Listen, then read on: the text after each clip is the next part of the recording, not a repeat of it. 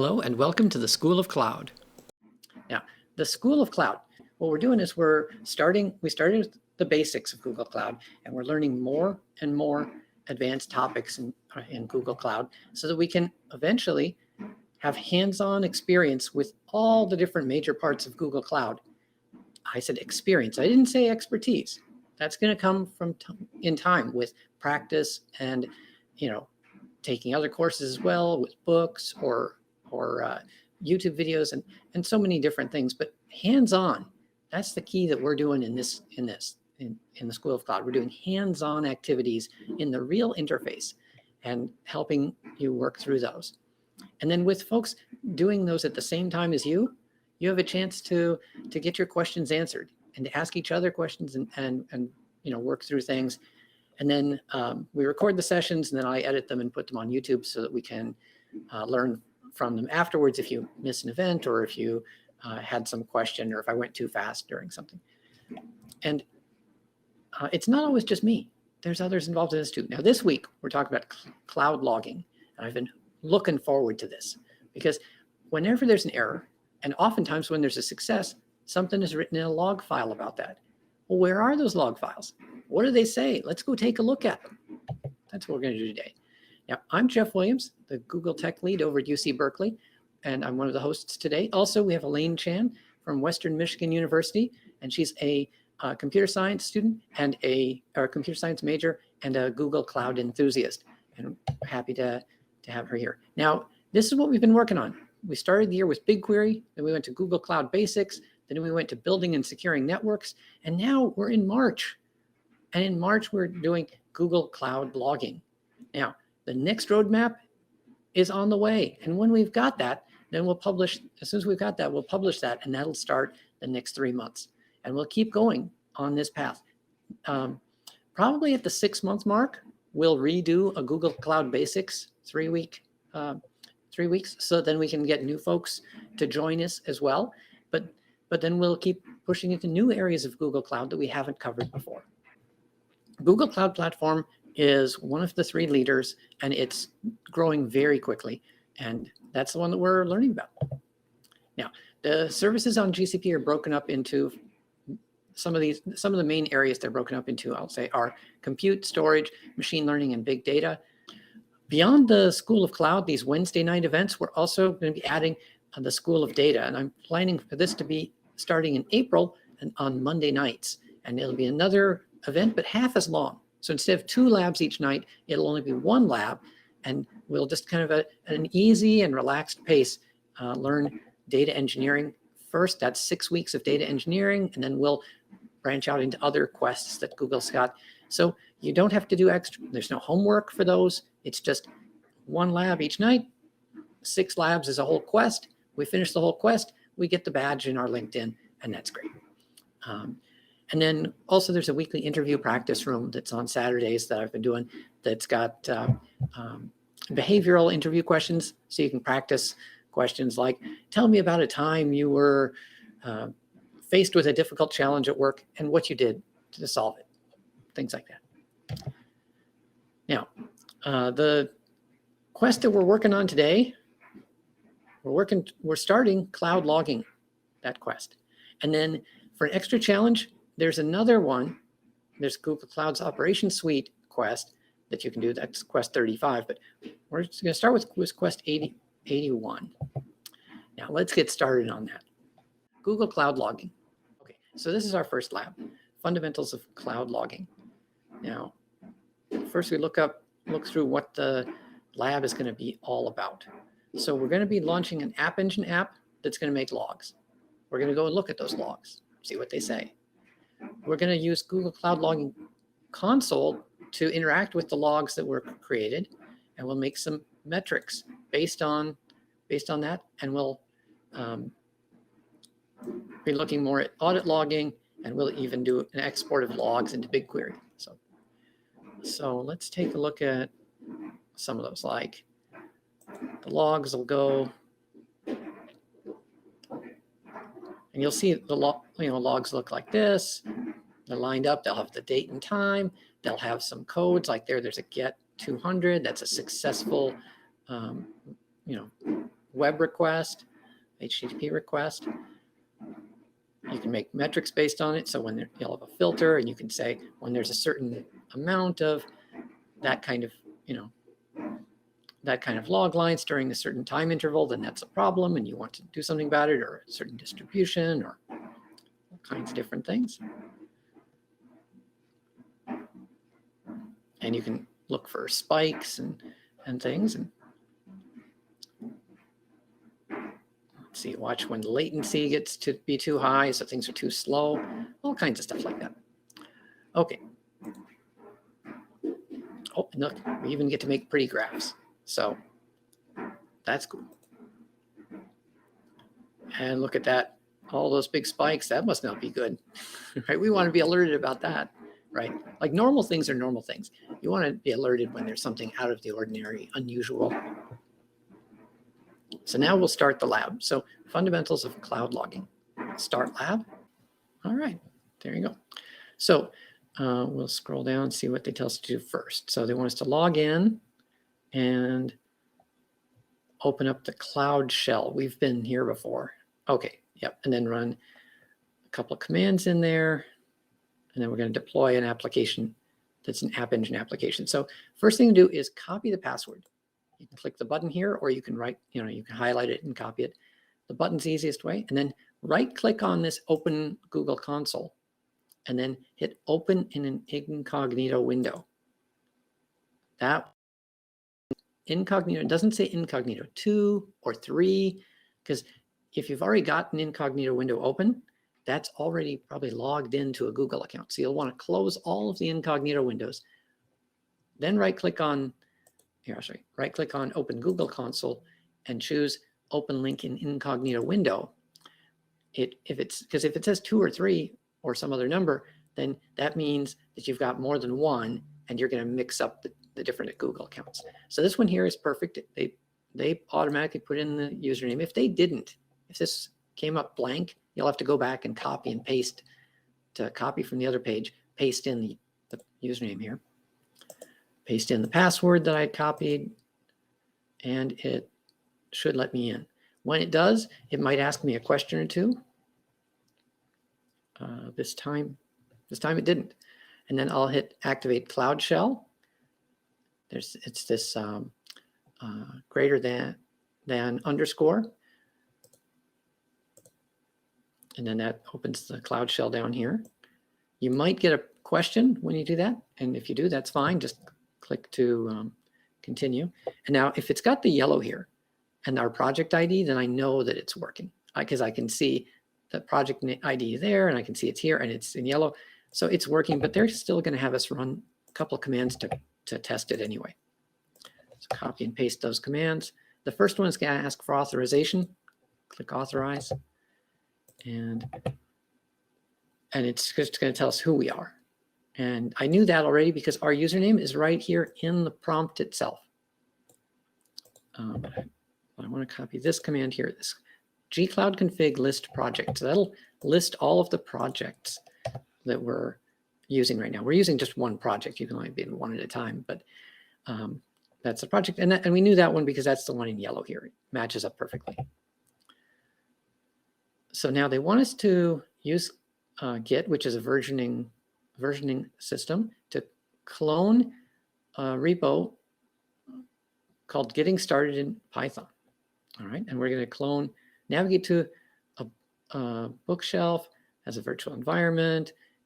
So it's Python, and we're going to activate that, and we're going to do a bunch of stuff.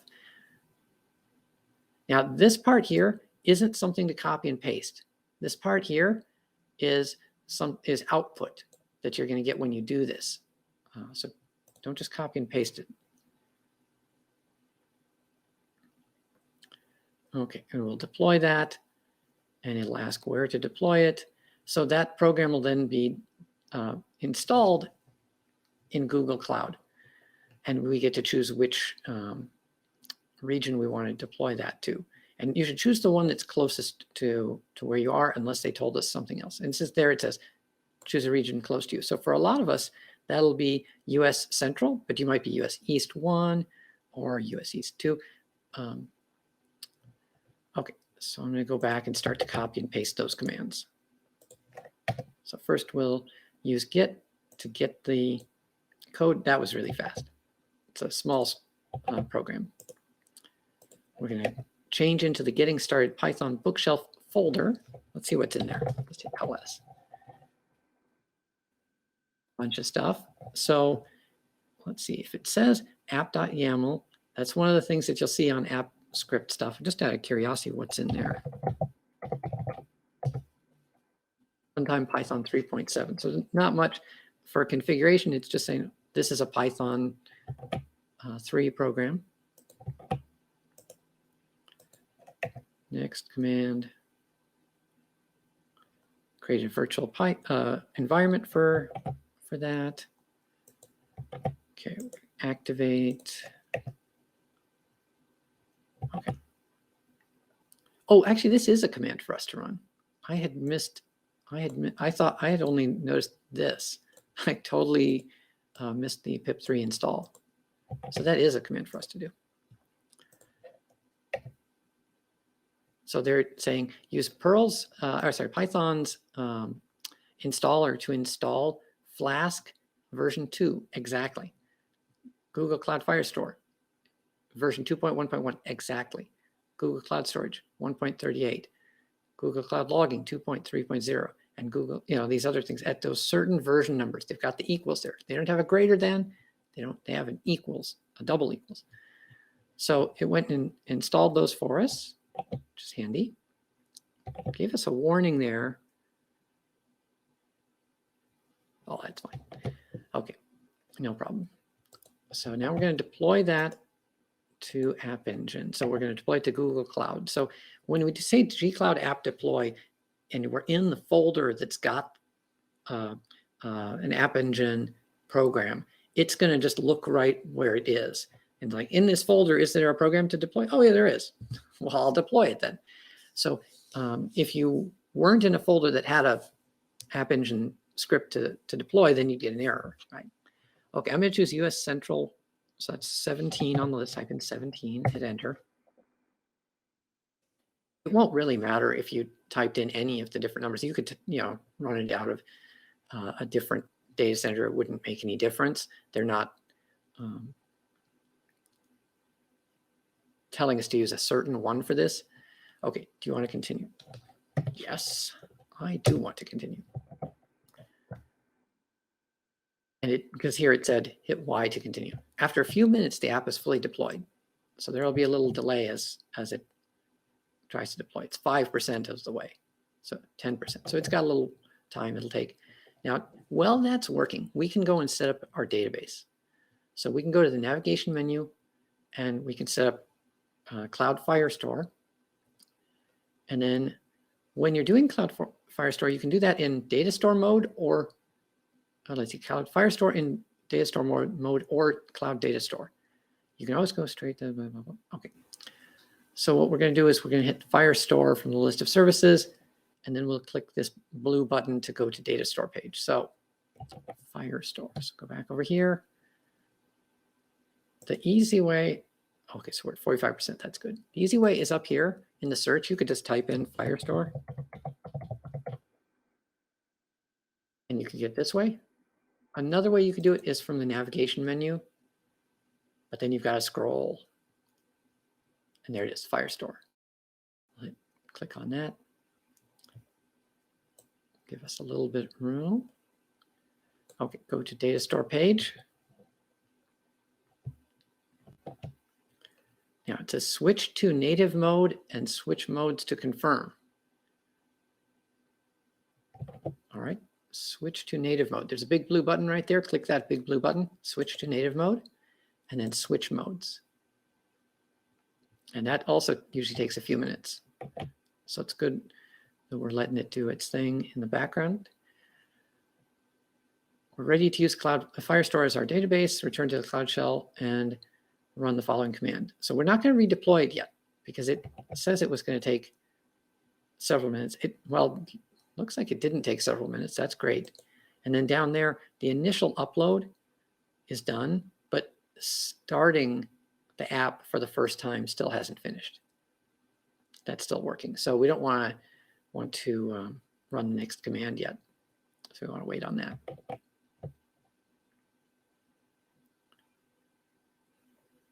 Okay, I'm going to copy the command so I've got it ready though. So once everything has deployed, then we'll run gcloud app deploy again, and that'll deploy it and it'll use the database. And then it'll ask us to hit yes again. So logs. One of the, during my career, and not to go too far back in it, but during my career, many times logs have been helpful. Someone complains about something. Someone says, hey, the server is acting funny. And then they never tell you.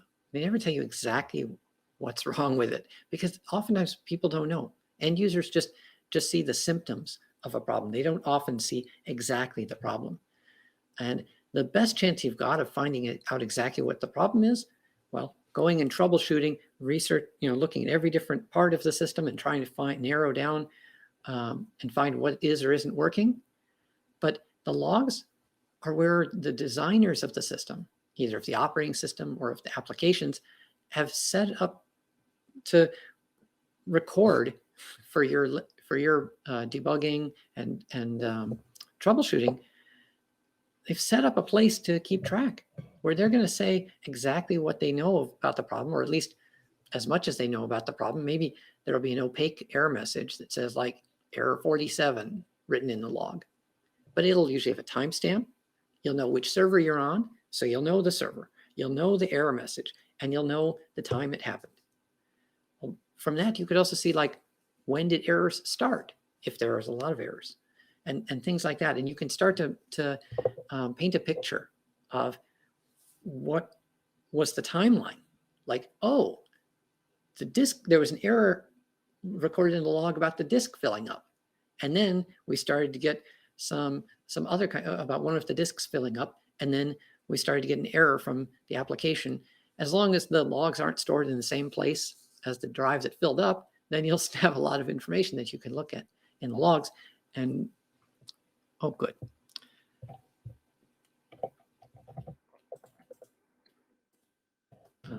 And you can troubleshoot and figure out what's wrong.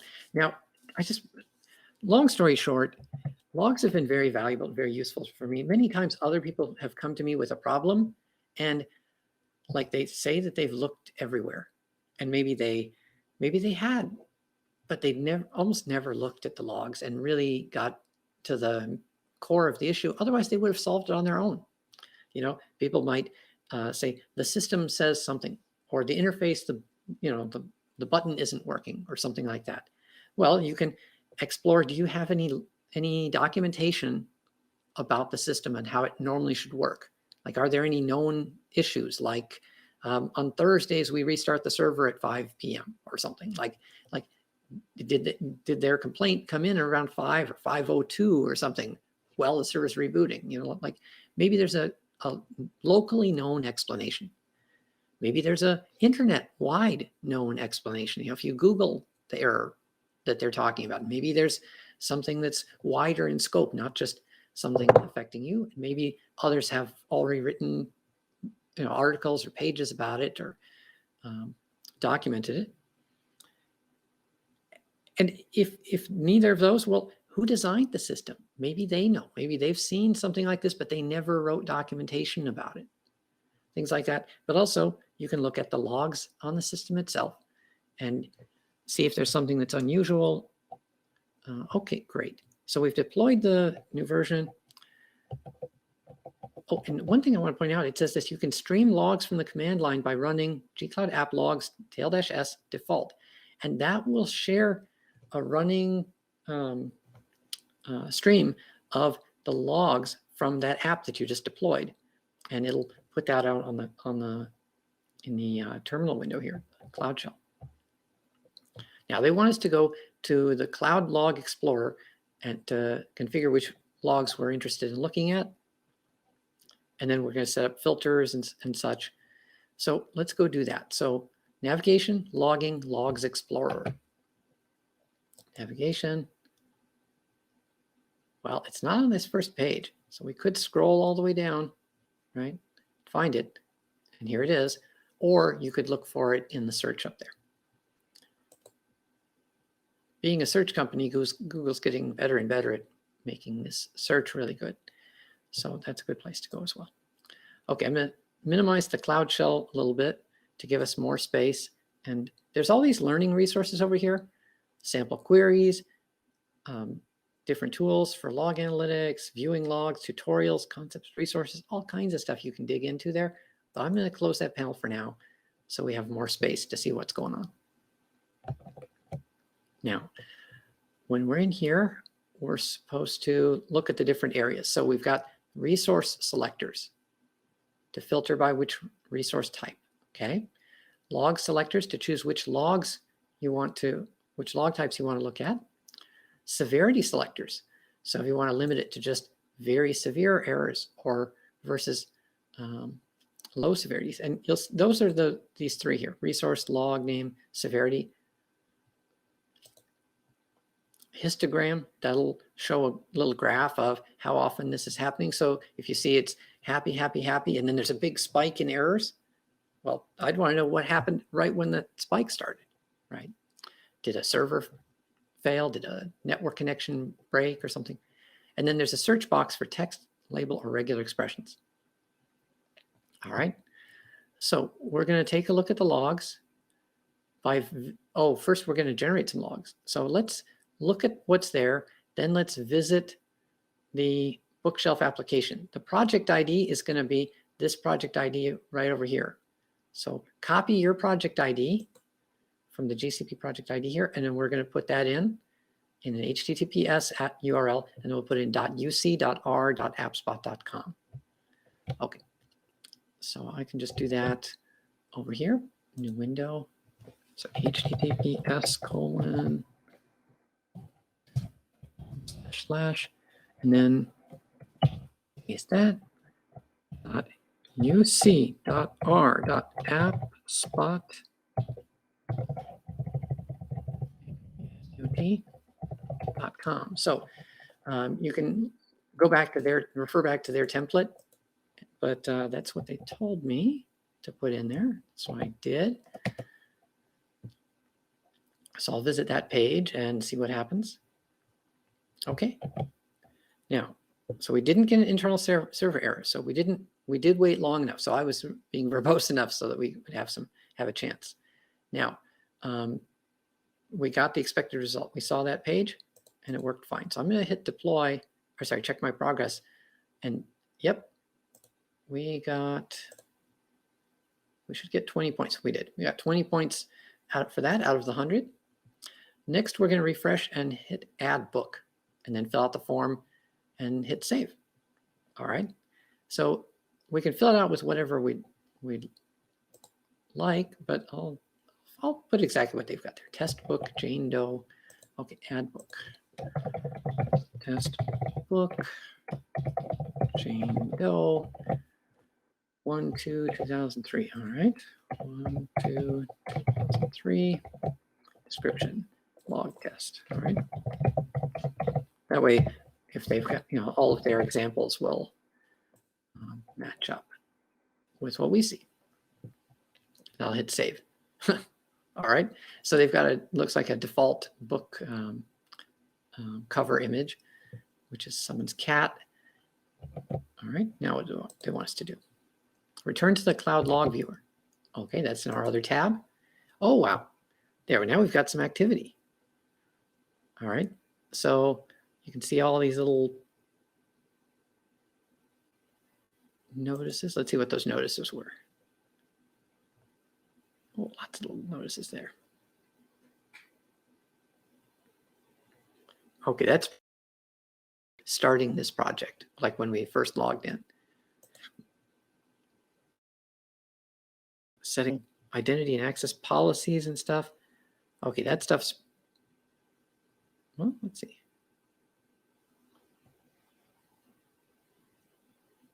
Wow, kinds of things.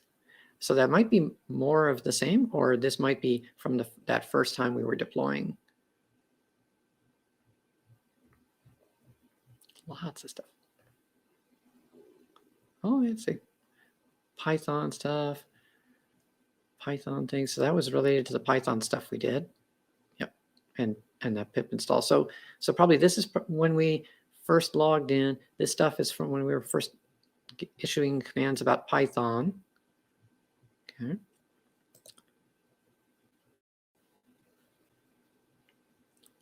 Downloading, verifying, all kinds of stuff it was doing.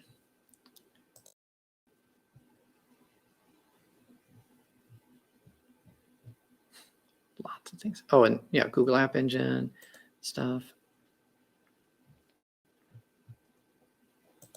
There's that second deploy. So we deployed it twice, and each time we deployed it, there was a lot of logs. And then let's see if I can kind of that stuff just now. So at the very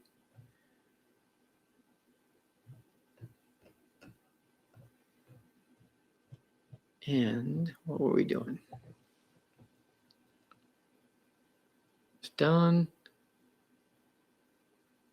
Huh.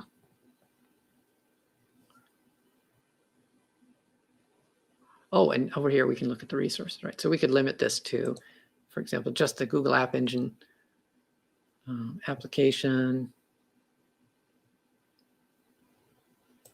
And there is, for example, log, and that'll show just the, there you go. So you can see my browser's Chrome 99, and I asked for the page. My browser also asked for the favicon.ico, which is would be the icon that would go up here. Also, I added a book. I asked for the add book page. And then I asked for that page to, I posted the data to that. So I asked for the page, got the page, then posted an update, and then got the page showing the summary of all the books. And that's this one here that showed that book there. Or, well, it showed this specific book, actually. It didn't show the summary of all of them because it has this code here indicating that specific book. If I delete that out, oh, no, it doesn't. Okay, so it doesn't say /books unless you're actually in a book. Yeah, okay. So anyway, those are the logs from what I did. So we got the 200, I got a 404. So the 404 is because there was no favicon.ico. There was no available little icon. And lots of web pages, look at all these different examples. Lots of web pages have a little icon file that they've created. So then when you visit the web page, you can see an icon in your browser there and kind of be able to disambiguate it from other tabs and other pages. So those are the logs from the last 1 hour, but it hasn't refreshed because I just did visit that page again, so it hasn't updated those yet. If I hit stream logs, then it's going to keep putting in the new logs as they show up instead of only running the search once and then having us look through it. So when you're doing queries not by streaming, then you're running the query, finding the set of logs, and then you're filtering through them, but you're not updating the set of available logs that you're looking at. So anyway, like you see that there's a 404. If you wanted to do something with that, you could make a filter or alert or something based on just 404s. Like, or if 404s get past a certain number during each hour, then you want to page somebody, things like that. So Google App Engine application, default, all version ID. Okay. So we went in a more exploratory way and found kind of the same thing, but we're going to go and do it exactly the way they suggest. So Google App Engine application, default, all version ID. Okay. Google App Engine application. So that part's same. And let's see. I'll clear it. I'll do it from the way that they had suggested it, which was, let's see. So I want to do that from the resource, from the query builder. So I'll go up to there, into the query section. I'll hit resource, Google App Engine, application, default, all version IDs. There you go. Now, all of our traffic right now is going to this specific version, and it looks like 100%, but there's this newer version there with the 49. But that one's not the active one, it looks like. It looks like this is the active one. Because 100% is listed next to that. So I'll hit all version ID. I'll hit add. And then what's it want us to do? In the log name dropdown, select all log names and then click add.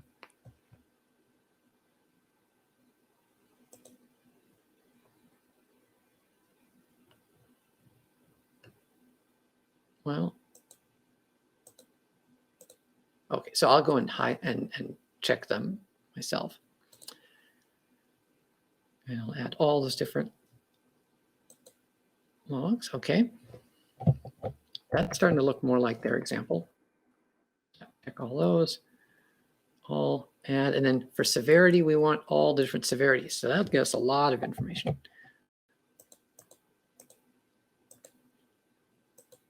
Add emergency or alert or critical or error, warning, notice, info, debug, or default. So all kinds of different choices. And now we'll hit run query. And that's interesting. Now we've got ones, they're kind of yellow there.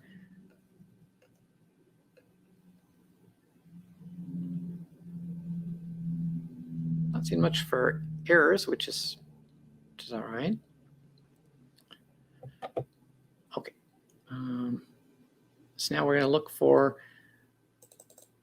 slow responses, right? Logs that have latency greater than 0.01 seconds. Okay, so we'll copy this and we'll paste that into the search. So up here in the query section, click to edit query and then add a new line. On the new that pasted line that they had, this proto payload dot latency is greater than or equal to 0.01 seconds. I'll guess that they want us to run query, and they do. Okay, so that shows us these that took greater than 0.01 seconds. And we can remove the filter by clearing all the text from the query builder and then click run query. So the query builder has all this stuff in there, so we could remove all of that. There's a clear query button. Yeah. And then hit run query. And now we can see that we've got all logs again because we've got these other ones like these errors that we had from when we first started the lab. Okay, so now log-based metrics are cloud monitoring metrics based on the content of log entries. All right. So there we can not just have someone notice problems and tell us about it. We can actually set those alerts and get notified when there are problems. All right. Two kinds, counter-based and distribution-based. So the counter ones count the number of log entries that match a filter. Okay, like how many web visitors get a 500 error, or a 404, or a 403. There's all kinds of errors we could look for, right? And distribution ones, let's see, be things like how long does it take for something to happen, and is that becoming too long? Things like that. So mathematical calculations based on the logs. All right, so that'll be more advanced ones. The more basic ones will be counters. So let's do a counter. So we're going to go back and choose in the Log Explorer that we want to do the same thing, the GAE application default, all version ID, add, log name, all log names, add. So we want to get basically back to the same query we had before. So we can do that. Okay, so what query, resource, GAE application default from the recent is the right one. Hit add, log name, all of them. Add severity. They didn't say anything about severity, so that's fine. And then hit run query. Now we want to look for the ones that say status 200, and we only want to show the matching entries. So let's see the ones that are successful. Down here, if you scroll down, you'll see a 200 right there. So click on that 200 and choose show matching entries. All right, so here are the matching entries. And it automatically created a rule: the payload status or the HTTP request status is 200. So, all right. Let's take a look at that. Oh, yeah, there you go. Proto payload status 200 or HTTP request status 200. So they're ready for different protocols than not just HTTP. They're kind of hedging their bets. You know, whichever protocol the payload, the status is 200, or the HTTP, like kind of a web request status is 200. So if we want to create a metric based on this, there's a metric editor, and we hit metric type as counter. All right. Details, log metric name to 200 responses. Copy that. Everything else leave alone. So we're in the Logs Explorer. We're going to go to the third one down, logs-based metrics. We're going to make a new counter-based metric, paste in the log metric name, and then we'll want to paste in that filter too. So I think typing in 200 responses will be easier. So I'll just copy this query. That'll be the harder one. So I'd rather copy and paste that. Now the log-based metrics is over here. Hit that. I don't know if you guys are excited, but I'm pretty excited. This is cool. How easy it is to just click in here. So I'll hit create a metric, counter-based. It was 200 responses, I think. And then down in the filter selection, paste in the filter, and then click create metric.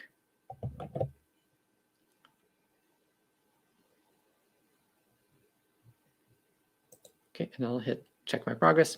I got the points. Good. So we're 40 out of 100. So we've got one more metric. Then we'll do some audit events, export logs, and view them in BigQuery. We're rocking this thing. It's kind of an easy lab though. So hit logs-based metrics and list your new metric under user-defined metrics section. Okay, log-based metrics. Manage log metrics. So it doesn't say log-based. Oh, there it is over there, log-based metrics. Got it. And there you can see it. It's a counter metric. It's been used to 0. So it hasn't been used yet. It's just brand new. So it wasn't used last month, wasn't used this month yet.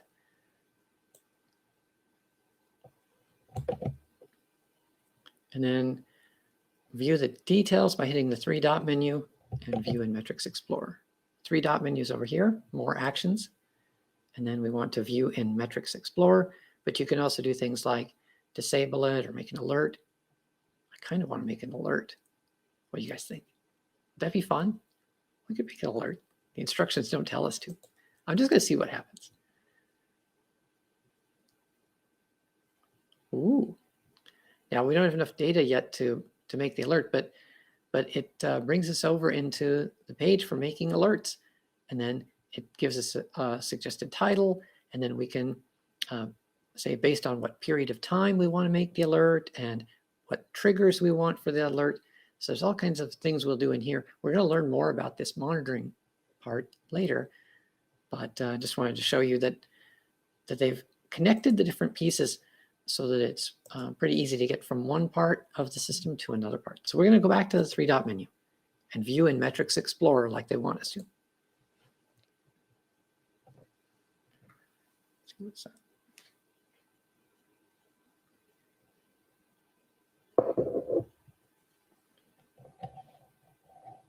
Okay, now we're over here. They want us to wait for the cloud monitoring workspace to build. Now it says that opens cloud monitoring. We're in cloud monitoring. Select Metrics Explorer in the left menu. Metrics Explorer, that's where we're at. Set the resource type to GAE, Google App Engine application. Logging user 200 responses. Okay, so it said set the application.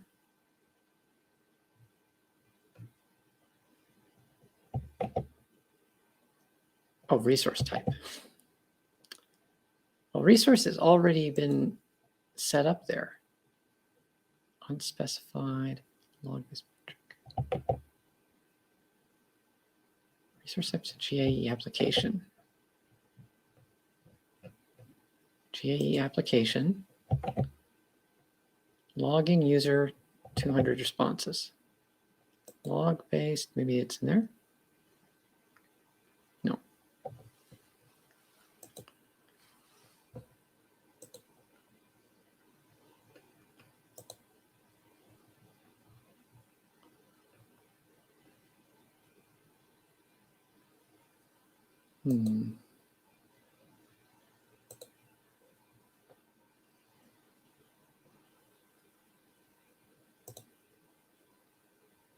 I'll go back to Metrics Explorer and try again. So GAE application.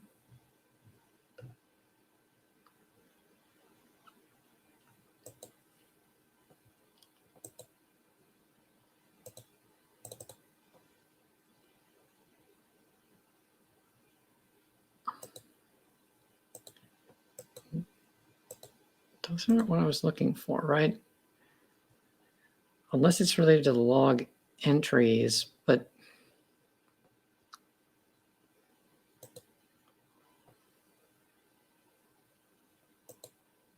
$49 metrics now. Okay.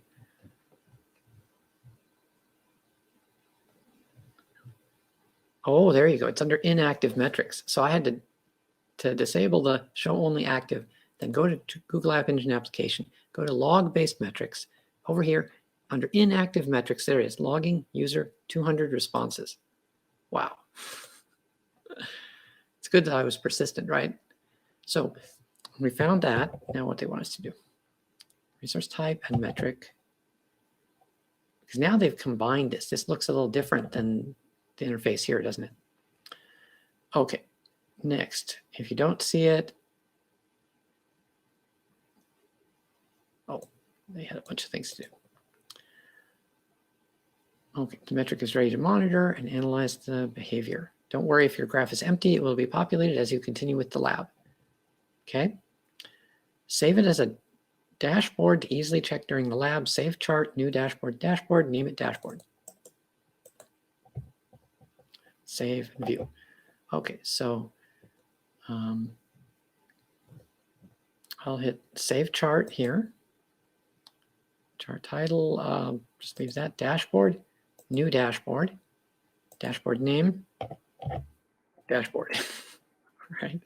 Save, and then there's the view dashboard button. Wow.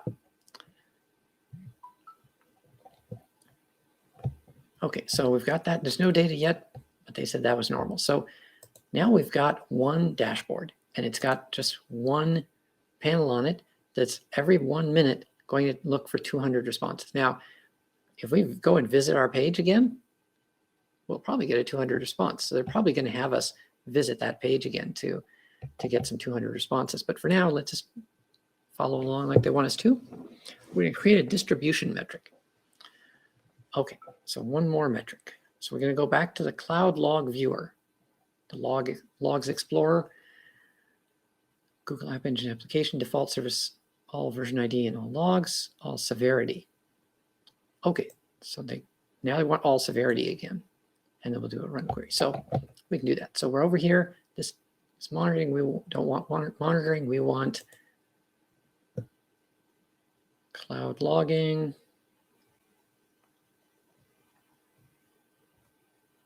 Logs Explorer.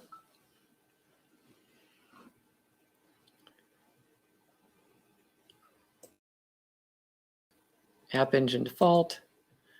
Add log name, all of them.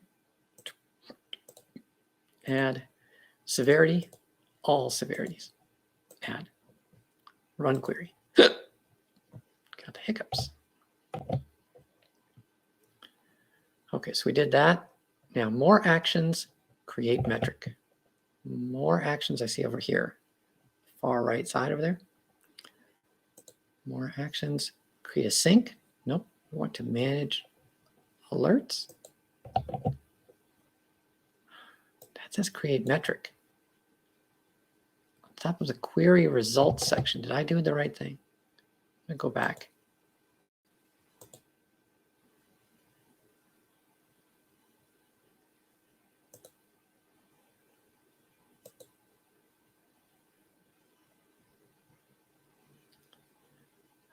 I see more actions here.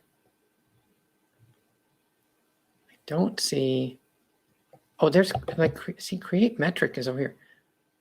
Click on more actions and then click create metric, but that moved. Create metric is now not in more actions. It's over here on create metric. Maybe if your screen is really skinny, maybe create metric moves to the more actions menu. But this is what we want, create metric. So the instructions don't exactly match reality. Okay, so we got over here to log-based metrics, metric type. Now we're going to do a distribution type because we already did a counter and they want us to do one of each. So this one's going to be a distribution metric. Copy. Is that just the name of it? No, that's the type of it. The name of it's going to be latency metric.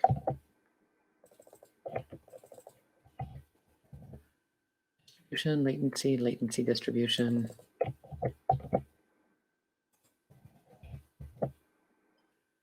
Field name, proto payload.latency.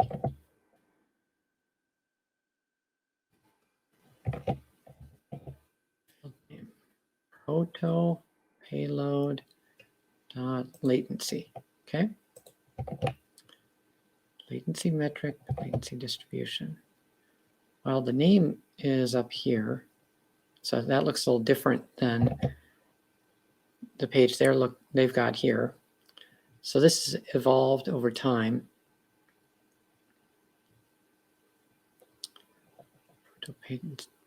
Payload.latency and create metric.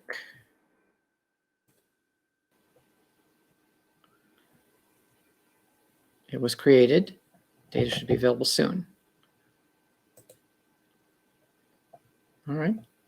Got the green check mark and got the 10 points. All right, so we're at 50 of 100. So we're doing well. Verified latency metric is created in user-defined metrics. Okay, so we go back and take a look at the user-defined metrics. Two of them. One is a distribution, one is a counter. So it looks good. And then they want us to go to Metrics Explorer on the new one. But we should give it a minute or two to catch up. And we should refresh the bookshelf application multiple times and add another book. So we're going to generate more logs. Okay, so back to the bookshelf. I'm going to go back to the bookshelf. Let's see, is that going to work? Yeah. And I'll click on the book, and I'll go back to the bookshelf, and I'll add a book. I'll call this, this will be a big book. The author, this one, so the last one was Jane Doe. This one can be Bob Smith. And date published. This could be 2/2/2022. And the description, this is a big book. It's useful reading for arm exercises.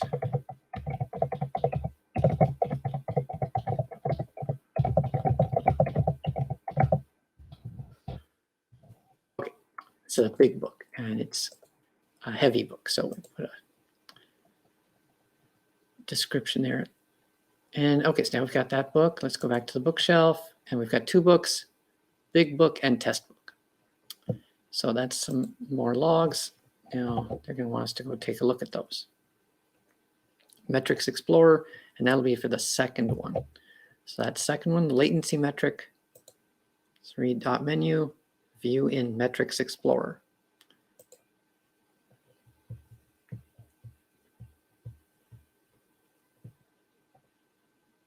Okay, it didn't show anything yet.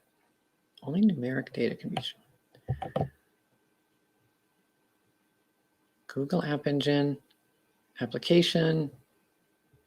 What's the metric we just created? Okay, so, oh, we didn't set a resource. So we're going to not only show active ones, because I remember where we got stuck with that before.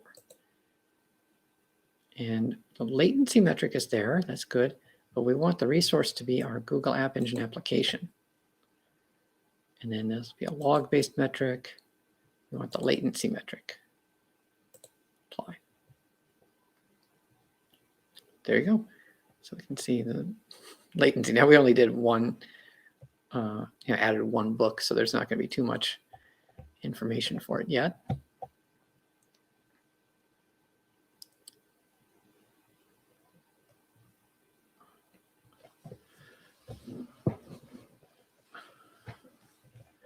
We could refresh our bookshelf app a few times to get even more log entries.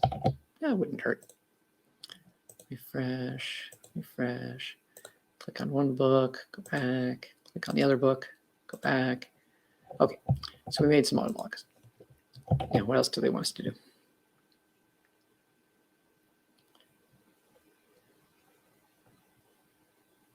Okay, now this doesn't exactly look right. Okay, so aggregator sum, period 1 minute. Switch to valid aggregation. Okay. Liner says delta. That's different than what they told us. They told us it would say sum.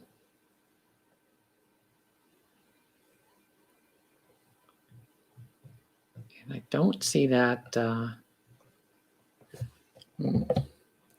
don't see the switch to valid aggregation choice.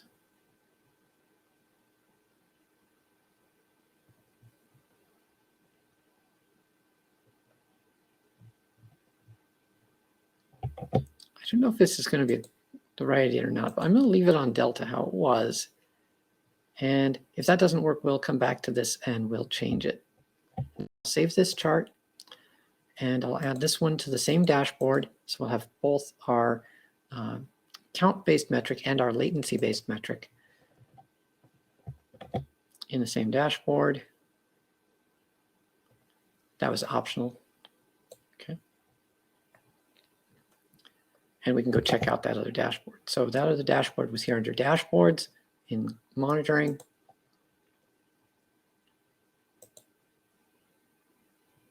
It's our custom dashboard. And we can see our 2 metrics. Okay. Now, view log-based metrics in the cloud monitoring console. Ooh, all right, so from left menu, hit overview. Overview. Let's see what this has.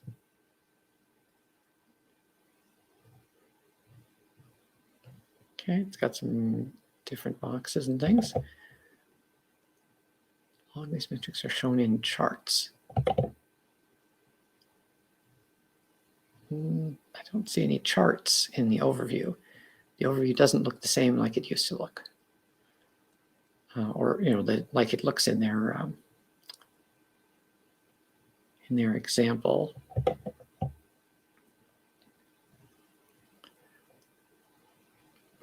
Formats, vertical ellipse for one of the charts and click edit. Again, there's no charts. Not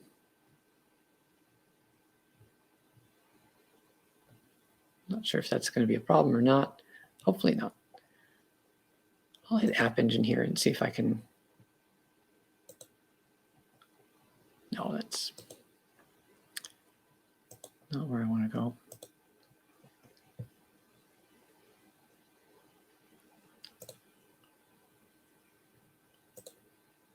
Well, I don't want to go make another one. I want to be in the other page, though. I'm going to go back to cloud monitoring.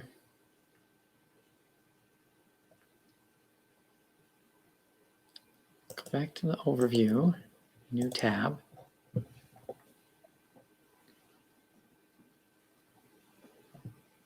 It still doesn't give me any charts yet. So scope I've got. So I think I'm going to ignore those steps that they're asking us right here.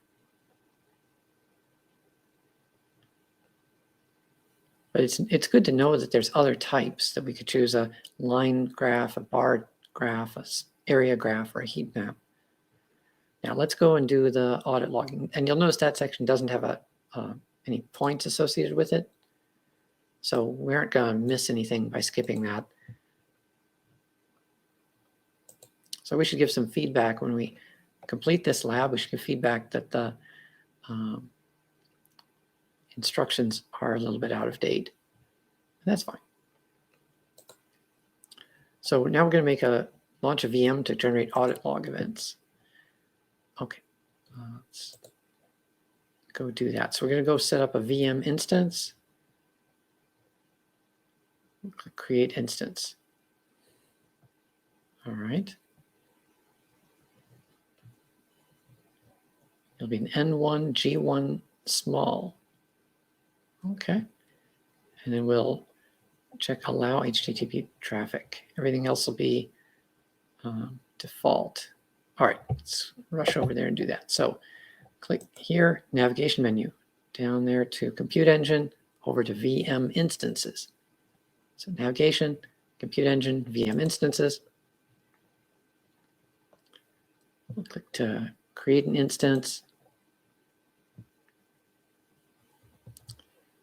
We'll just leave that stuff all default. We want an N1 series. And they said G1 small. And firewall was allow HTTP traffic. So check this checkbox here, and then you can hit create. Now the HTTP traffic, they're allowing that so that they'll be able to test to make sure you actually created the VM and that it's set up, I suppose. So that's busy. So we'll check progress in a little bit once that's likely to be done. And then the activity viewer for the audit logs. Okay. Dashboard, activity tab, navigation menu. Activity tab, okay. All right, so that'll show the audit logs of us doing that activity of creating a new VM. Now, I can see the points already showed up. So if I hit check progress, it's going to be green for sure, because they'd already given us the 10 points for that. So now we're going to export some logs and view them in BigQuery. So let's do this. So we're going to go and look at the audit logs. So if you click Google Cloud Platform up here, dashboard activity recommendations. Activity has the audit logs. The activities that you did in this project, or that anyone did in this project. And you can see I created a firewall rule. I created a VM. The firewall rule, that was as a result of that checkbox that they told us to check.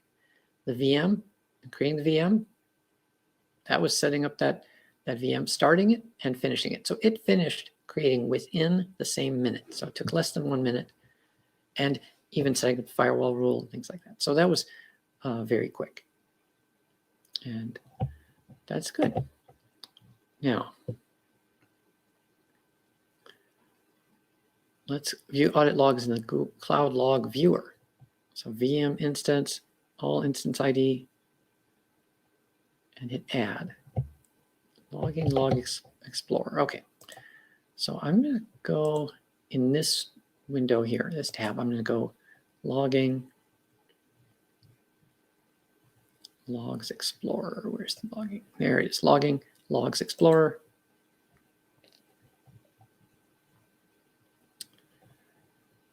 and then we'll do a query. So resource is, let's see, VM instance. VM instance, all instance ID is what they told us, but I can see it's right there. I could just click on that, hit add. Log name, activity, cloud audit, add. Log name under activity, cloud audit.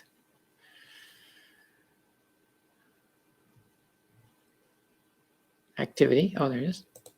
Cloud audit activity, okay. System events will be different things like shut something down or started something up, but activity, that's the one we're after. I think I clicked add, but kind of froze up there. Let's see. Activity. Okay, there it goes. Run query, create VM, and completed. Okay, so run query, and that'll show us the creation of the VM, and that we hit. I'll remove line 1, and then hit run query. Okay.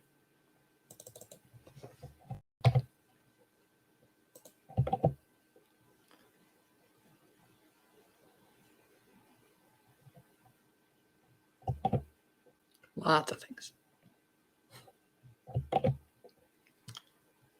And in any log row, click your username and then click show matching entries. Now our username is going to be this student username. So we want to find our username.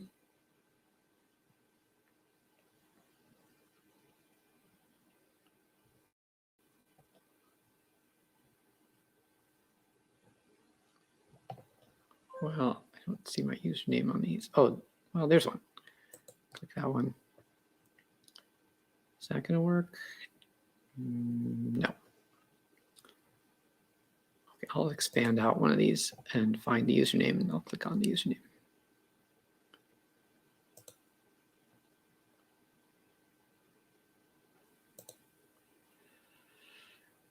Oh, there's one. Okay.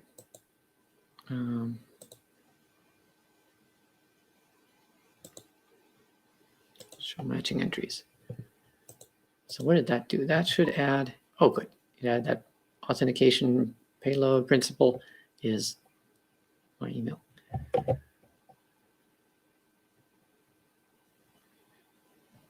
Good. Now we're going to export logs. Cloud logging keeps logs for 30 days, then they're deleted. So if we want them to go somewhere else, we need to create a sync where they'll move to,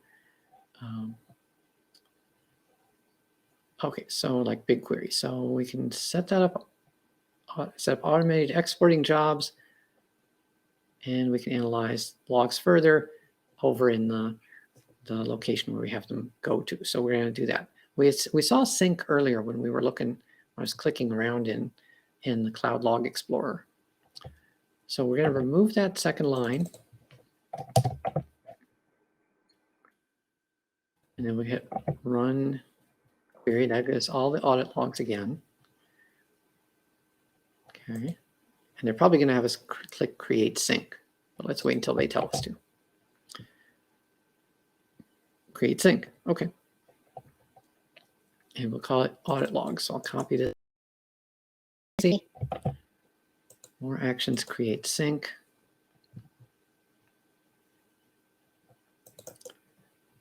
Paste. Okay. Then click next.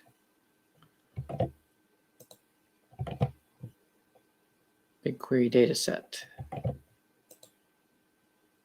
And we've got some other options like Splunk. BigQuery dataset. Create new BigQuery dataset, and then name the new BigQuery dataset audit logs. Click create. Create a new one.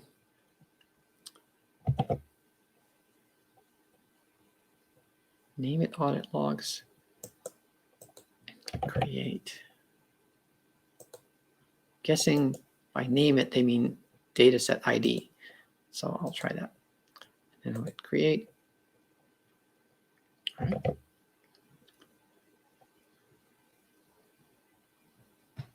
Yes. Okay, I'll hit create sync and hit close. Sync.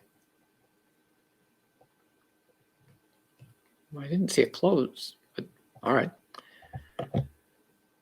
And let's see. All right, got full points for that. That should be another 20 points.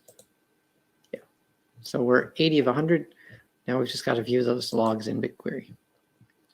So we're going to go to BigQuery and we're going to take a look at the logs, the audit logs, and then what are we going to do? We'll view our server, and then we'll check the checkbox for enable connecting the serial ports, and we'll allow HTTPS traffic, and we'll hit save. Okay. So first, they want us to go to BigQuery. BigQuery.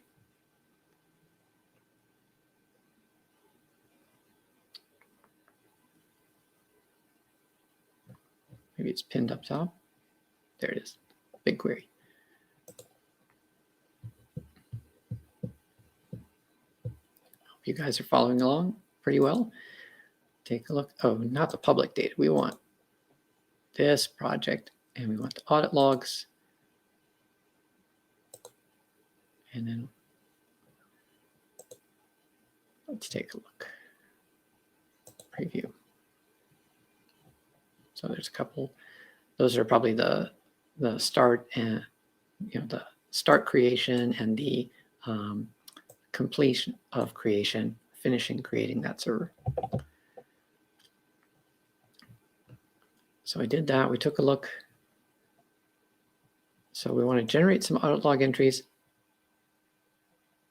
So then we'll have something to take a look at over in BigQuery. It says it has no tables, but we've got a table. We've got this table right here.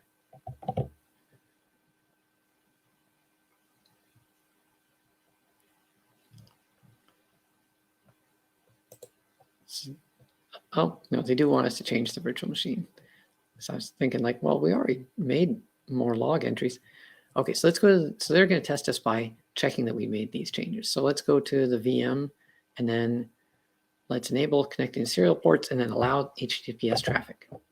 Okay, we can do that. So let's go in a different tab. I want to keep this one so we can come back and look at the results in here.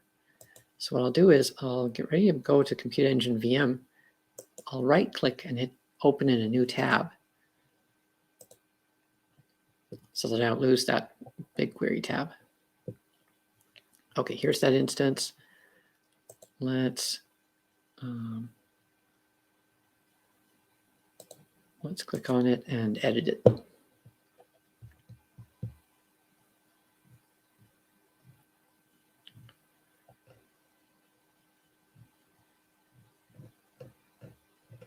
Okay, so edit's up here at the top. Click that. It's the pencil. Enable connecting to serial ports. All right. And let's see. What else do we want? We were going to allow HTTPS traffic. Is that right? Yes. And we'll hit save. So that'll be 2 changes. So that'll be enough for them to find to prove that we did what they asked us to do.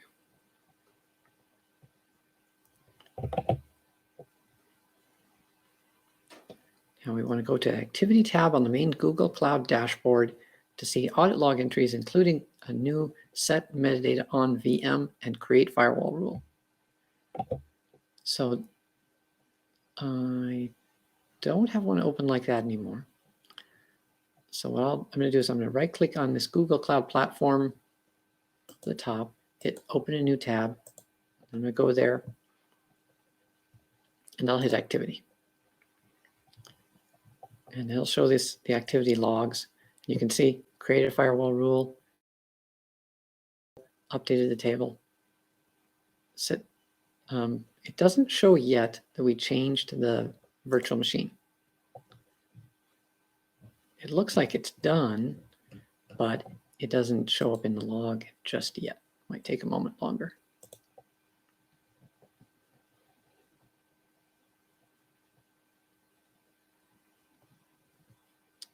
Yeah, not yet.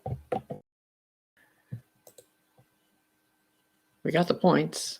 We're 100 of 100, so it's happy with this. Now if we go to BigQuery, we'll see some actual audit logs there. We already knew that we would. The query they want us to do is select star from the project, limit 1,000. All right. Oh, it's pre-populated with this query already. Okay. So we'll go take a look at that. So we go to BigQuery.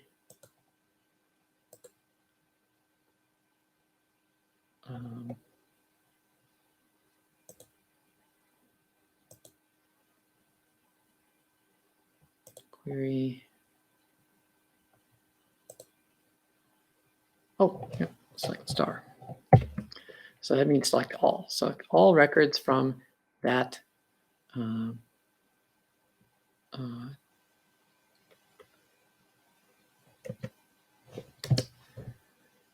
we'll run that.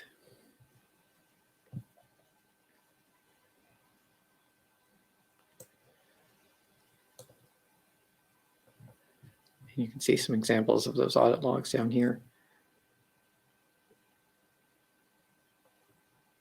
Related to BigQuery and the GCE, firewall rule, some BigQuery stuff, GCE, and some stuff at the project level. Click anywhere in the results pane and use the arrow keys to scroll right and left. Okay. Oh my, there's lots of, oh, that goes on for quite a while.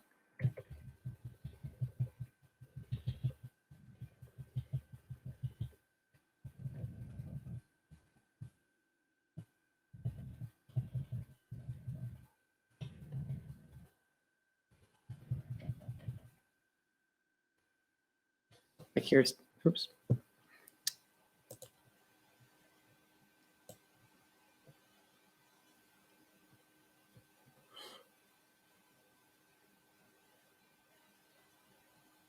Lots of columns in there.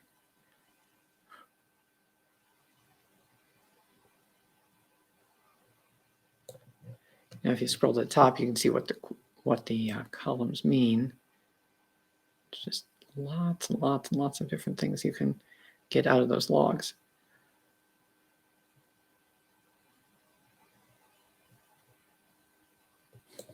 All right.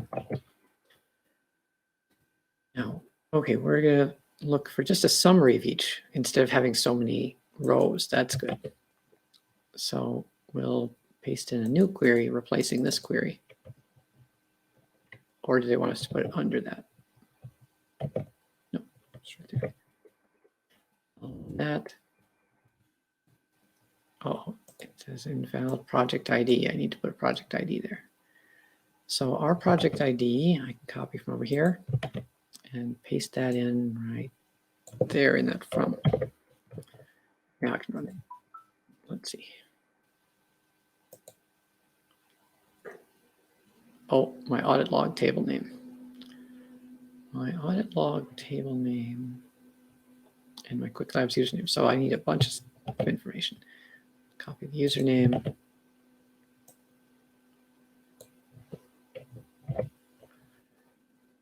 Audit log table name.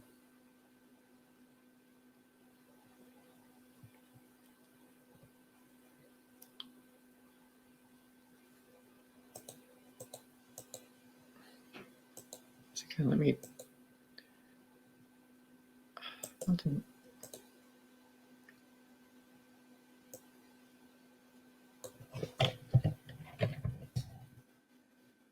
It'll just help me type it.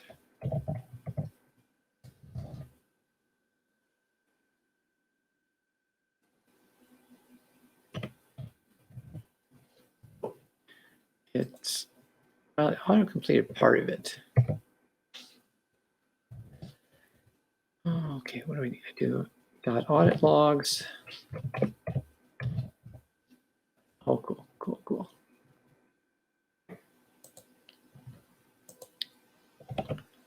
Logs dot. So it's easier to just type that than it is to, okay, so I hit run. So there you go. We got a smaller set of logs. Things like creating the instance, setting some metadata, chain to firewall rules, setting some more metadata, some tags, and adding that HTTPS related firewall rule.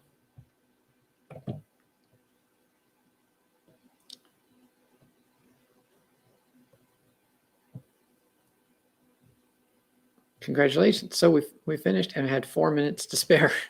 All right, we got 100 points. Using BigQuery and cloud logging to analyze BigQuery usage. So this is our second lab tonight about BigQuery and cloud logging. So we talked about this one a little bit earlier. So we're going to hit Start Lab, copy the password. Now I'm going to right click on this Open Google Console and hit Open in a new incognito window. That gets us over here. If it pre-filled out the username for you, you're all set. You can hit Next. If it didn't, you'll have to go copy that and paste that in. Paste in the password and hit Next.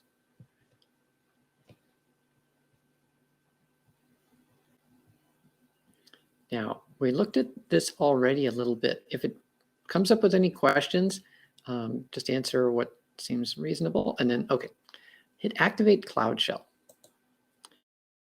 It might ask you a question. And if so, then hit Continue. And it didn't for us. Okay, now we want to do, what do they want us to do? They want us to run gcloud auth list and gcloud auth list authorize, and that confirms our name, and yep, that's right, and gcloud config list project.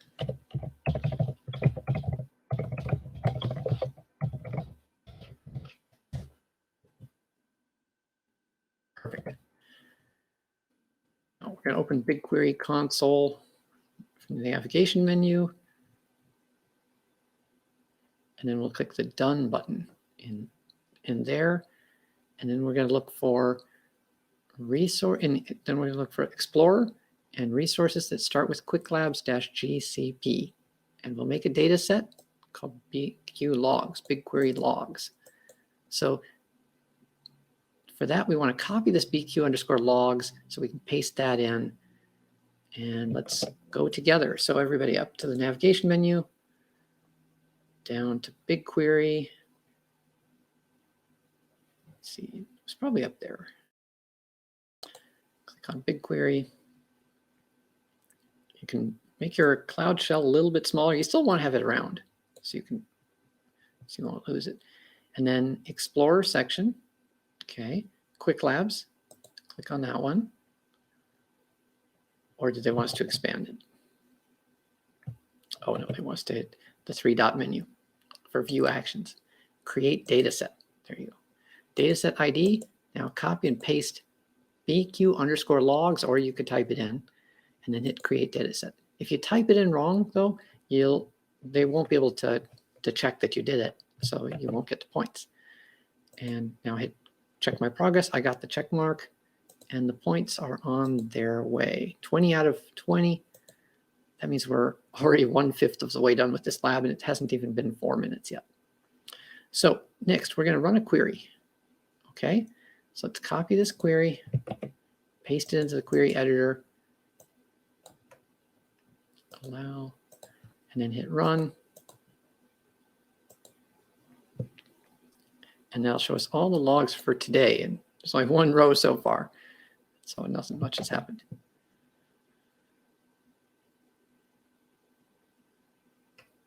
Run a query, that'll create a log that we can go look at later. Now here it says Stackdriver. What they mean is Google Cloud Logging, which used to be called Stackdriver Logging.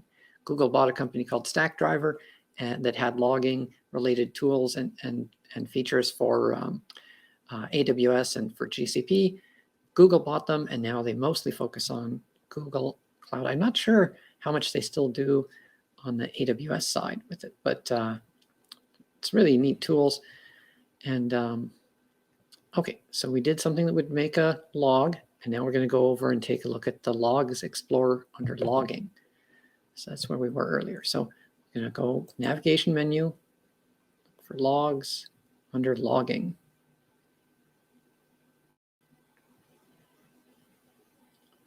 Logs Explorer, right-click, open in new tab. And it'll be easy to switch back and forth. And we want to find that new log. So that new is probably going to be, let's see. Okay, resource, BigQuery, add. Resource, BigQuery, add. Is that it? Run query. All right. And there are the logs that we just created, and you can see them previewed down here.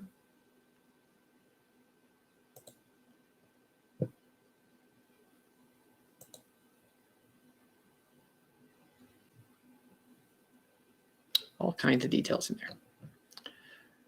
Okay, good times. Now what it wants to do. Look for the entry that contains the word job completed. And then expand nested fields on that one. I see BigQuery. I don't see job completed. Oh, there. Job completed. Gotcha. That's the completed one. Expand that. Expand nested fields. Okay. That shows the full log. You can look through the different fields, and then you can show matching entries. Back up to the header and choose show matching entries. That has a lot of details in there. Okay, so I'm going to click on that and click show matching entries. So that'll only show the ones that are jobs that are completed. Okay. And there should just be one. And that's right, there's just one. Now we're going to go create a sync from the More Actions dropdown, and we'll call that data set BQ_logs. Well, we already set that up, so that'll be super easy. The sync name will be job complete. Okay, More Actions, create sync.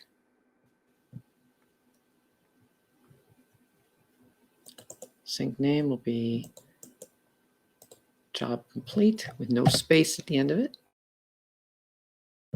That'll be BigQuery dataset, and that'll be the BQ logs dataset that we already created. Next. Create sync. Okay, check my progress. We're at 20 points.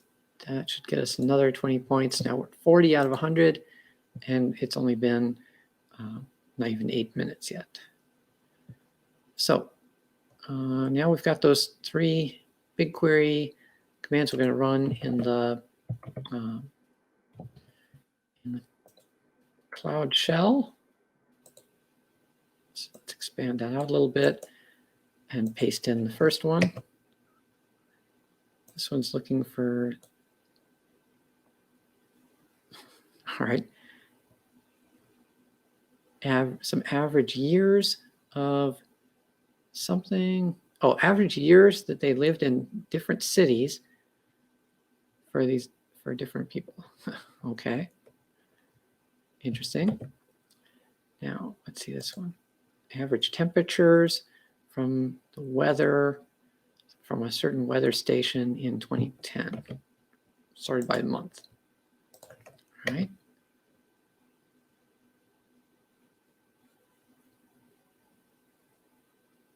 Wherever that is, that looks like it's a very comfortable place. 50s, 60s, 70s for temperature. Hopefully those are in Fahrenheit. Because any other system wouldn't make sense, or it'd be too hot, or maybe too cold. I don't remember about Kelvin. And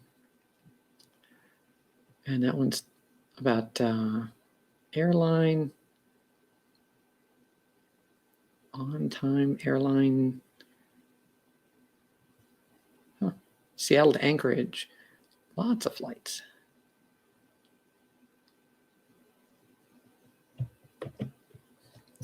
All right, check progress.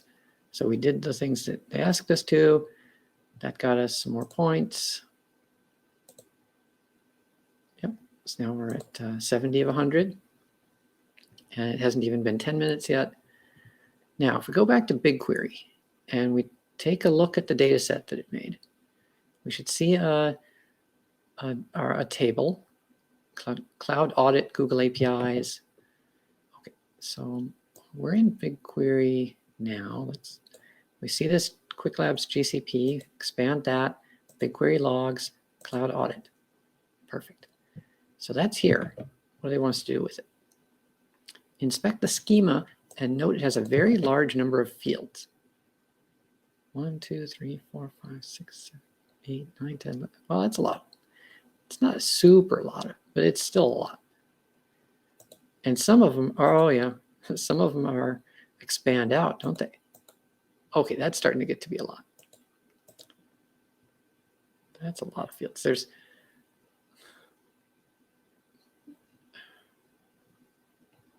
Yeah, that's starting to get to be a lot of fields, and not all of them are expanded out all the way yet. So yeah. So what's the point?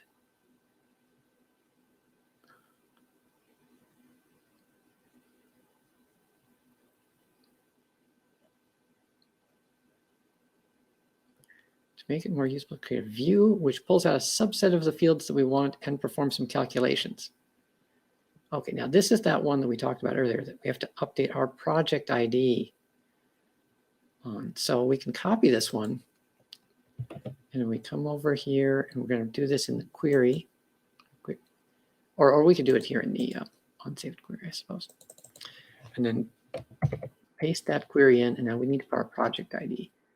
Now they're saying our project ID is right over here. I don't know if I can easily copy that. Let's see. Because it doesn't give me the whole string. So what I'm going to do is instead I'm going to copy it from down here in the Cloud Shell. Little life hack there. And then I'll paste that in. Okay, now I'll hit run, and this will run the query that they gave us. That made a new view. Let's take a look at that view. And that doesn't have nearly as many of the expanding fields. So that's probably going to be more reasonable. Okay, and that got us to 100 points out of 100. Anyway, that's a little bit of stuff about logs in Google Cloud Platform. Hit leave, and I'm at 100 of 100, so I'm going to hit end lab.